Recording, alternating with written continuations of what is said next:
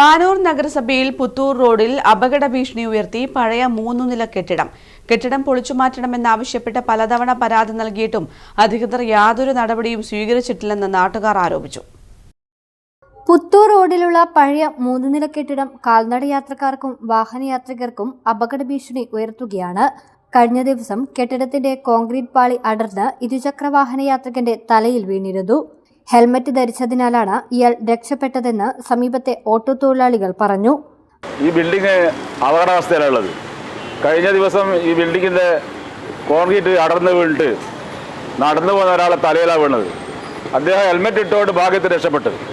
ഇത് വലിയ അപകടാവസ്ഥയിലുള്ളത്. നമ്മൾ പല ആൾ അറിയിച്ചിട്ട് നടപടിയെടുക്കുന്നില്ല. സ്കൂൾ കുട്ടികളടക്കം ഇവിടെ ബസ്സിനും മറ്റ് ഹോട്ടലിൻ്റെ ഭാഗത്തെല്ലാം കാത്തിരിക്കുന്നുണ്ട്. കാലത്തൊക്കെ മദ്രസയൊക്കെ വീട്ടിലെ കുട്ടികളിവിടെ ഉണ്ടാവും. എന്നത് സംഭവിച്ച് കഴിഞ്ഞിട്ട് അധികൃതർ ഉണർന്നിട്ട് കാര്യമില്ല. കഴിഞ്ഞ ദിവസം തന്നെ പാനൂർ ഹൈസ്കൂളിന് മുമ്പിൽ അരയാൾ പൊട്ടി വീണ് ഒരുപാട് ദിവസം നമ്മൾ പരാതി കൊടുത്തതാണ്. ആരും അതിന് ഗൗനിച്ചില്ല. രാത്രി ആയതുകൊണ്ട് തന്നെ അപകടം ഒഴിവായി. ഇത് ഇനിയും വലിയ എന്തെങ്കിലും ദുരന്തം ഉണ്ടാകുന്ന മുമ്പിൽ എത്രയും പെട്ടെന്ന് നടപടി സ്വീകരിക്കണമെന്ന് അറിയിക്കുന്നത്. സമീപത്തെ വിദ്യാഭ്യാസ സ്ഥാപനങ്ങളിലേക്കുൾപ്പെടെ നിരവധി വിദ്യാർത്ഥികളാണ് ദിനവും ഇതുവഴി കടന്നുപോകുന്നത്. പലതവണ കെട്ടിടത്തിന്റെ അപകടാവസ്ഥ ചൂണ്ടിക്കാട്ടി ബന്ധപ്പെട്ട അധികാരികൾക്ക് പരാതി നൽകിയെങ്കിലും യാതൊരു നടപടിയും ഉണ്ടായിട്ടില്ലെന്ന ആക്ഷേപവുമുണ്ട്. വലിയൊരു ദുരന്തത്തിന് കാത്തുനിൽക്കാതെ എത്രയും പെട്ടെന്ന് തന്നെ ആവശ്യമായ നടപടികൾ അധികാരികൾ സ്വീകരിക്കണമെന്നാണ് ഏവരുടെയും ആവശ്യം. News bureau, Thalassery.